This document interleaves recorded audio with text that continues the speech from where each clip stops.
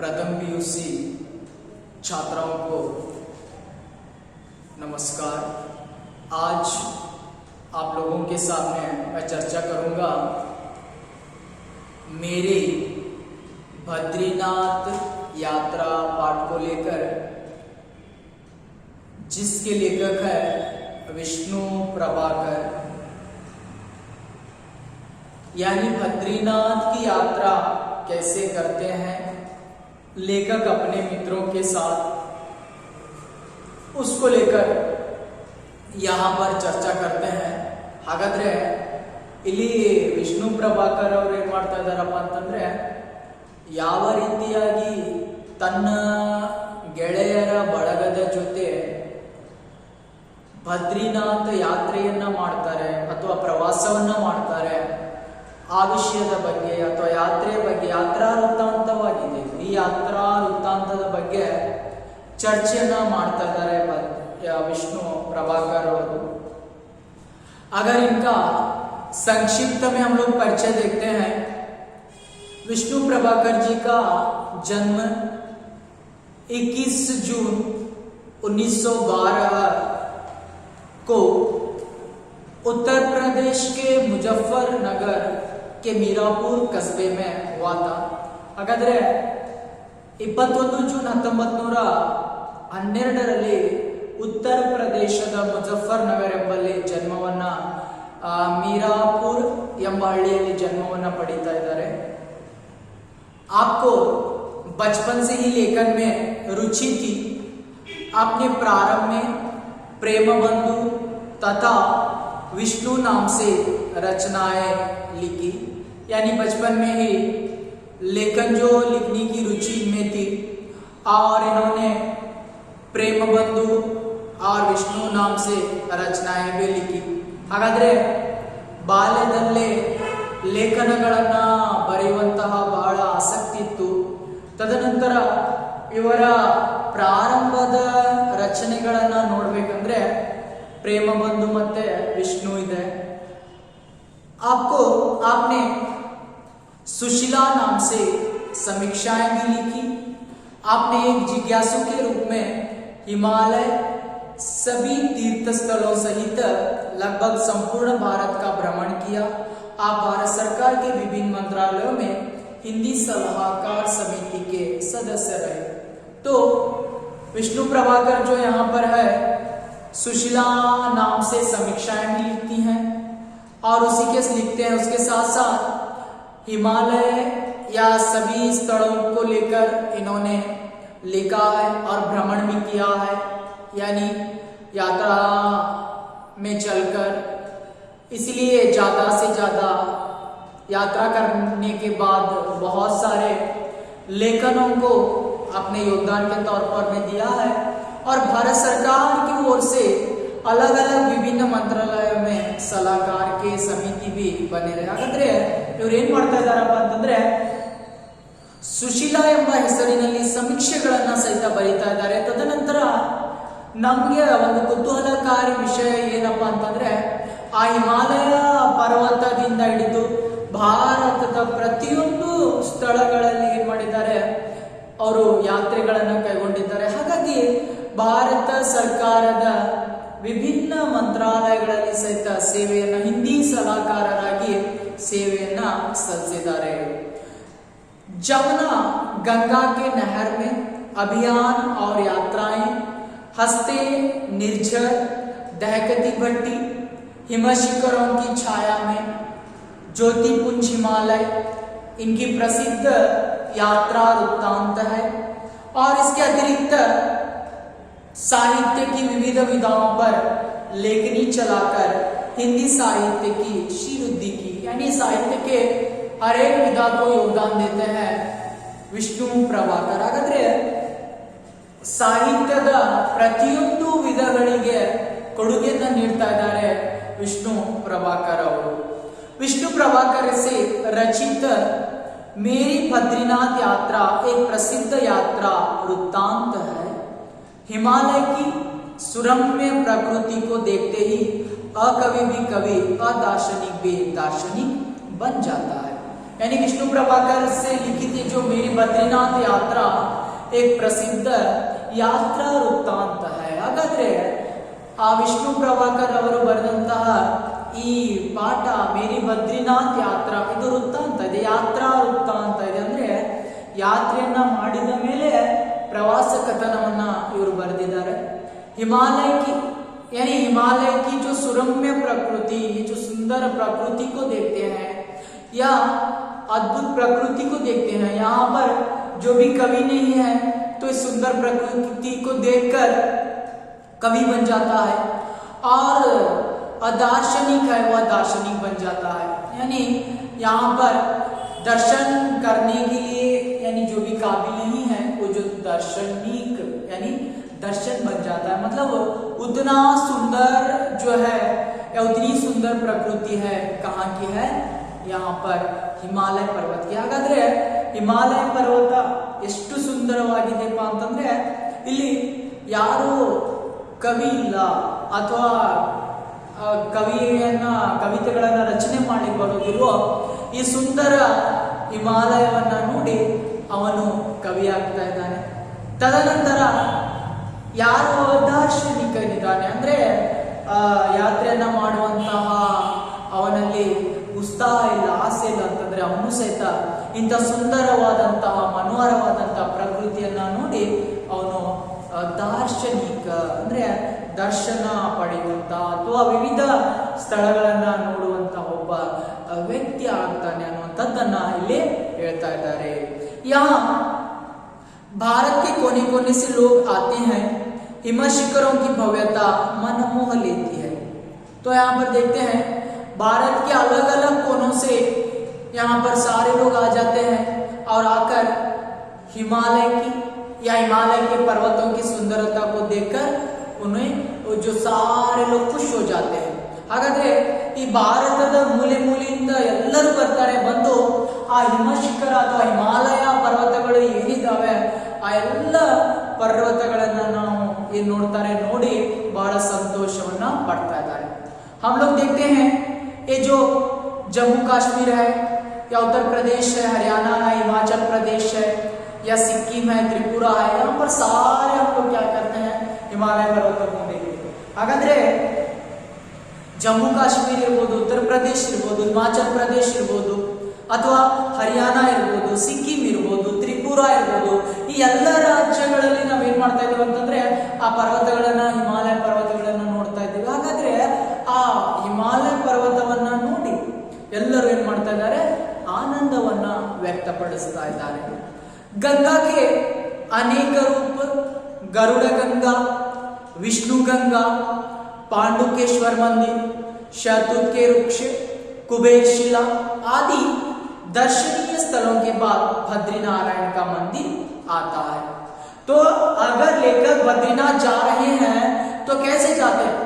गंगा यानी गंगा नदी, गंगा नदी का उगम स्थान कौन सा है? गंगोत्री है. तो गंगोत्री या गंगा नदी के अनेक रूपों को देखा जाता है, गरुड़ गंगा, विष्णु गंगा, पांडुकेश्वर मंदिर, यानी जहां जहां पर बहते चली जाती है गंगा नदी अलग अलग नामों को दिया जाता है, वहां पर उनके गांवों के तहत उसके नामों को बदला जाता है. इसीलिए गरुड़ गंगा, विष्णु गंगा या पांडुकेश्वर मंदिर, शहतूत के वृक्ष यानी शहतूत के वृक्ष आप लोग देखते हैं कीवू जो होता है, मलबेरी जो होता है यानी केन एप्पल जो कहते हैं इसे, और कुबेर शिला आदि स्थल यहाँ पर मिलते हैं. उसके बाद बद्रीनारायण मंदिर आ जाता है. ಹಾಗಾದ್ರೆ ಭಾರತದ ಮೂಲೆ ಮೂಲೆಯಿಂದ ಇಲ್ಲಿ ಎಲ್ಲ ಜನರು ಪ್ರವಾಸವನ್ನ, ಯಾತ್ರೆಯನ್ನ ಕೈಗೊಳ್ತಾ ಇದ್ದಾರೆ, ಪ್ರವಾಸಕ್ಕೆ ಬರ್ತಾ ಇದ್ದಾರೆ. ಹಾಗಾದ್ರೆ ಆ ಗಂಗಾ ನದಿಯ ಅನೇಕ ರೂಪಗಳನ್ನು ನಾವು ನೋಡಬಹುದು. ಗರುಡ ಗಂಗಾ, ವಿಷ್ಣು ಗಂಗಾ, ಪಾಂಡುಕೇಶ್ವರ ಮಂದಿರ, ಶಹತೂತ್ ಕೆ ವೃಕ್ಷ ನೋಡಿ, ಶಹತೂತ್ ಕೆ ವೃಕ್ಷ ಅಂದ್ರೆ ಈ ಮಲ್ಬೇರಿ ಅಂತ ಹೇಳ್ತಾ ಇದ್ದೇವೆ, ಕೀಮು ಅಂತೇಳಿ ಕರೀತಾ ಇದ್ದಾರೆ. ಹಾಗಾದ್ರೆ ಆ ಮರಗಳು ಸಹಿತ ಅಲ್ಲಿದ್ದಾವೆ. ತದನಂತರ ಕುಬೇರ ಶಿಲೆ ಇರ್ಬೋದು, ಇವೆಲ್ಲ ಸ್ಥಳಗಳು ಬಂದ ನಂತರ ಕೊನೆಯಲ್ಲಿ ಬರ್ತಾ ಇದೆ ಬದ್ರಿನಾರಾಯಣ ಮಂದಿರ. इस मंदिर में सरल भक्ति और प्रकृति के वैभव का आकर्षण। अगर बद्री नारायण मंदिर में चले जाते हैं तो वहां पर सरल भक्ति और प्रकृति को लेकर यहाँ पर चित्रण किया गया है। हाಗಾದ್ರೆ ಆ ಬದ್ರಿನಾರಾಯಣ ಮಂದಿರದಲ್ಲಿ ಹೋದಾಗ ಸರಳ ಭಕ್ತಿ, ಪ್ರಕೃತಿಯ ವೈಷಮ್ಯ, ಪ್ರಕೃತಿಯ ಸುಂದರತೆ, ಆ ವೈಭವವನ್ನು ನಾವು ಕಾಣಬಹುದು। विद्यार्थियों में दर्शनीय स्थानों के प्रति रुचि बढ़ाने के उद्देश्य से इस यात्रा वृत्तांत का चयन किया गया है। तो हम लोग देखते हैं हमेशा पढ़ाई में लगे रहते हैं या पढ़ाई करते रहते हैं, उसके साथ साथ पढ़ाई के साथ साथ अगर हम लोग अपने व्यक्तित्व का निर्माण करना है, खेल कूद के साथ साथ हम लोग यात्रा भी करना जरूरी है। क्योंकि हमारे मन में जितने भी सोच रहते हैं, चिंताएं रहती हैं, या हमारे मन को बहलाना है तो यात्रा वृत्तांत करना बहुत ठीक है।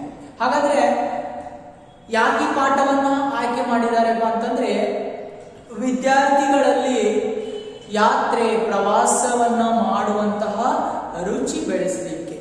ಅಂದ್ರೆ ಲೇಖಕರು ಹೇಳ್ತಾ ಇದ್ದಾರೆ, ಇವತ್ತು ಮಕ್ಕಳು ಯಾವಾಗಲೂ ಕೇವಲ ಪಾಠಗಳಲ್ಲಿ ಮಾತ್ರ ತೊಡಗಿರ್ತಾರೆ, ಅವುಗಳ ಜೊತೆಗೆ ಅವರ ವ್ಯಕ್ತಿತ್ವ ನಿರ್ಮಾಣಕ್ಕೆ ಆಟೋಟಗಳಿರ್ಬೋದು, ತದನಂತರ ಈ ರೀತಿಯ ಪ್ರವಾಸ ಯಾತ್ರಾ ವೃತ್ತಾಂತಗಳಿರ್ಬೋದು, ಎಲ್ಲವನ್ನ ಮಾಡುವಂಥದ್ದು अति आवश्यकवाಗಿದೆ। तो देखिए मैं पाठ को लेकर चलूंगा। कालिदास ने हिमालय को नगाधिराज व्यर्थ ही नहीं कहा है।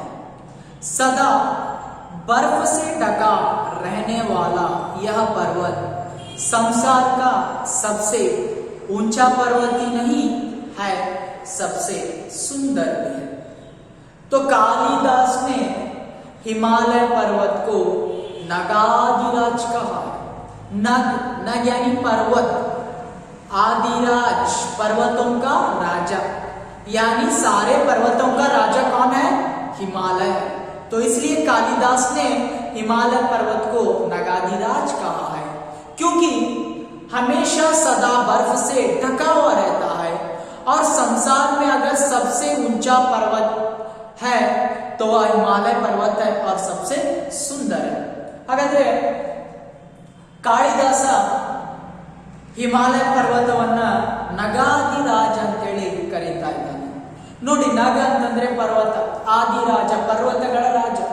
ಹಾಗಾದ್ರೆ ಈ ಬಹಳಷ್ಟು ಪರ್ವತಗಳನ್ನು ನೋಡ್ತಾ ಇದ್ದೇವೆ, ಎಲ್ಲ ಪರ್ವತಗಳ ರಾಜ ಯಾರಿದ್ದಾನೆಪ್ಪ ಅಂತಂದ್ರೆ ಹಿಮಾಲಯ। ಯಾಕೆ ಹೇಳ್ತಾ ಇದ್ದಾರೆ ಕಾಳಿದಾಸ?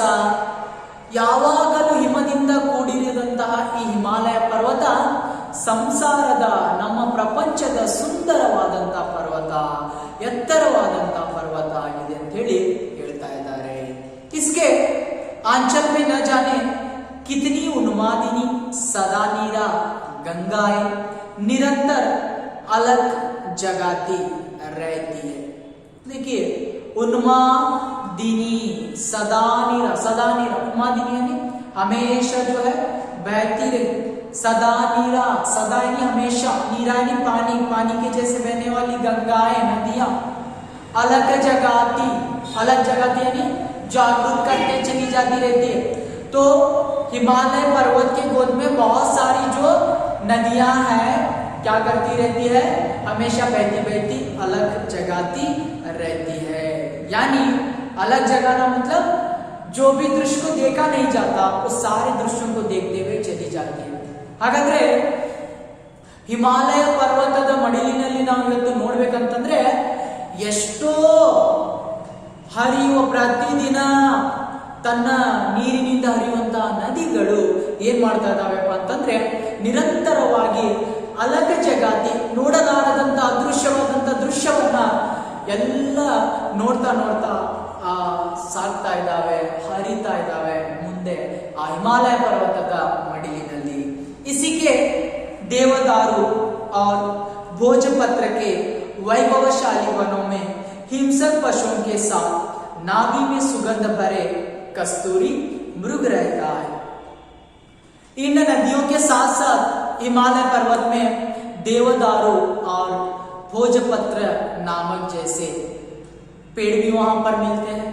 आप लोग देखते हैं देवदारू या भोजपत्र क्या है, यानी उन पत्तों में लिखा जाता था प्राचीन काल में, तो वहां पर ऐसे पेड़ भी वहां पर मिलते हैं।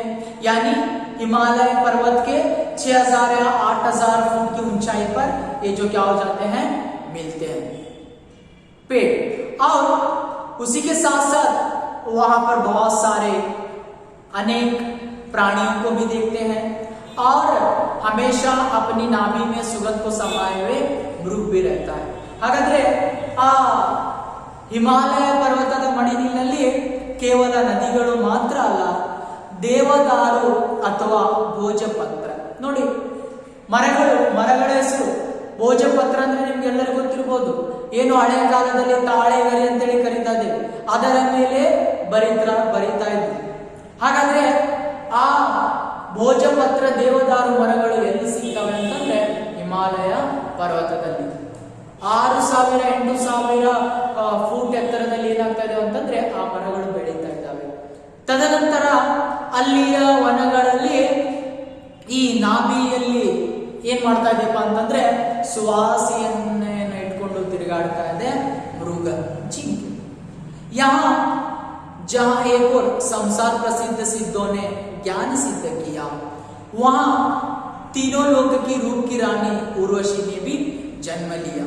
तो हम लोग देखते हैं यहाँ पर संसार के सारे जो प्रसिद्ध सिद्धों ने ज्ञान भी हासिल किया, क्योंकि बहुत सारे ऋषि मुनिवर जो थे अगर तपस्या करते थे तो वह प्राचीन काल में हिमालय पर्वत के नीचे, तो बहुत सारे सिद्धों ने भी ज्ञान को हासिल किया और उसी के साथ साथ ये जो तीनों लोगों की रानी कहलाने वाली उर्वशी ने भी जन्म लिया। हागाದ್ರೆ ಈ ಸಂಸಾರದ ಸಿದ್ಧರು, ಸಾಧಕರು, ತಪಸ್ವಿಗಳು ಎಲ್ಲರೂ ಜ್ಞಾನವನ್ನ ಪಡೆದಿದ್ದಾರೆ ಅಂತಂದ್ರೆ ಅದು ಹಿಮಾಲಯ ಪರ್ವತದ ಕೆಳಗಡೆ। ತದನಂತರ ಈ ಊರ್ವಶಿ ಜನ್ಮವನ್ನ ಪಡೆದಿದ್ದಾಳೆ ಅಂತಂದ್ರೆ ಅದು ಹಿಮಾಲಯ ಪರ್ವತದಲ್ಲಿ। ಇಂತಹ ಆ ಅಪ್ಸರೆಯರು ಸಹಿತ ಏನ್ ಮಾಡಿದ್ದಾರೆ, ಅಲ್ಲಿ ಜನ್ಮವನ್ನ ಪಡೆದಿದ್ದಾರೆ। ಈ ರೀತಿಯಾಗಿ ಹಿಮಾಲಯ ಪರ್ವತದ ಪರಿಚಯವನ್ನ ನೀಡ್ತಾ ಇದ್ದಾರೆ ಲೇಖಕರು ವಿಷ್ಣು प्रभाकर। तो आगे बताते हैं, यही हर समय नाना रूप रंग वाले पक्षियों का कलर होता रहता है और उसी के साथ साथ क्या हो जाता है, यहाँ पर अलग अलग तरह के अलग अलग रंग के पक्षियां भी दिखाई देती है। यानी उनकी जो कलर, मतलब उनकी जो चिड़चिड़ाहट, यानी वो जो झंकार जो होता है, उनकी जो आवाज होती है वो चारों ओर छूने लगती है। ಹಾಗಾದ್ರೆ ಅಲ್ಲಿಯ ಏನು ಪಕ್ಷಿಗಳು ಸಹಿತ ಬಣ್ಣ ಬಣ್ಣದ ಪಕ್ಷಿಗಳು ಏನ್ ಮಾಡ್ತಾ ಇದಾವೆ ಅಂತಂದ್ರೆ ಎಲ್ಲ ಕಡೆ ತನ್ನ ಕಲರವನ್ನ, ಚಿಲಿಪಿಲಿಯನ್ನ ಪಸರಿಸಿದ್ದಾವೆ। ಆ ಪಕ್ಷಿಗಳು ಸಹಿತ ಅಲ್ಲಿದ್ದಾವೆ। यही क्षण भर में उत्तुंग हिमशिखर की रजत चोटियां अरुण किरणों का मुकुट पहनकर इंद्रधनुष का निर्माण करती है और दूसरे ही क्षण ठंडे कोहरे के श्वेत अंधकार में खो जाती है। देखिए, रजत यानी चांदी के रंग का, अरुण सूरज की किरणें, मुकुट पहनकर, मुकुट यानी किरीट, इंद्रधनुष रेनबो जो होता है, कामना बिल्लू, और कुहरा ओस शबनम इब्बनी। तो क्या है यहाँ पर लेखक का कहना है, उसी तरह यहाँ पर मैं ऊंचे ऊंचे हिमालय पर्वतों को देख रहा था या हिमालय पर्वत को देख रहा था, उसके ऊंचाई पर मैं हिमशिखरों की यानी चोटियां, चोर पर, ऊंचाई पर, तो उसकी जो रजत चोटियां यानी चांदी के रंग की जैसे चमकने वाली उसकी ऊंचाई हो, या सूरज की किरणें आ जाने के बाद वह इंद्रधनुष का निर्माण, यानी उस चोटियों को देखता था, 7 रंग उसमें दिखाई देते थे और वहां पर उसी के साथ साथ ठंडा कोहरा, अरे वहां पर अगर शबनम भी आ जाती तो फिर से श्वेत अंधकार यानी सफेद रंग का अंधकार छा जाता था। ऐसा ऐसे जो सारे रंग वहां पर दिखाई देते थे हिमालय पर्वत में. ಹಾಗಾದ್ರೆ ಆ ಹಿಮಾಲಯ ಪರ್ವತದ ತುದಿಯನ್ನ ನೋಡಿದ್ರೆ ಬೆಳ್ಳಿಯ ಬಣ್ಣದ ಕಾಣ್ತಾ ಇತ್ತು. ಆದ್ರೆ ಅದೇ ಕ್ಷಣಕ್ಕೆ ಸೂರ್ಯನ ಕಿರಣಗಳು ಬಂತಂದ್ರೆ ಕಾಮನ ಬಿಲ್ಲು, ಏನು 7 ಬಣ್ಣಗಳಿರ್ತವೆ, ಆ 7 ಬಣ್ಣಗಳು ಆ ಹಿಮಾಲಯ ಪರ್ವತದಲ್ಲಿ ನನಗೆ ಕಾಣ್ತಾ ಇದ್ವು. ತದನಂತರ ಆ ಇಬ್ಬನಿ ಸಹಿತ ಅಲ್ಲಿ ಬಂತಪ್ಪ ಅಂತಂದ್ರೆ ಎಲ್ಲವೂ ಆ ಬಿಳಿಯ ಅಂಧಕಾರದಲ್ಲಿ ಮುಳುಗೋಗ್ತಿತ್ತು. ಈ ರೀತಿಯಾಗಿ ಏನ್ ಮಾಡ್ತಾ ಇದೆಪ್ಪ ಅಂತಂದ್ರೆ ಆ ಹಿಮಾಲಯ ಪರ್ವತವನ್ನ ಎಷ್ಟು ಹೊಗಳಿದ್ರು ಸಹಿತ ಕಡಿಮೆ ಆಗ್ತಾ ಇತ್ತು. ऐसे प्रदेश में पहुंचकर अकवि भी कवि और अदार्शनिक भी दार्शनिक बन जाता है.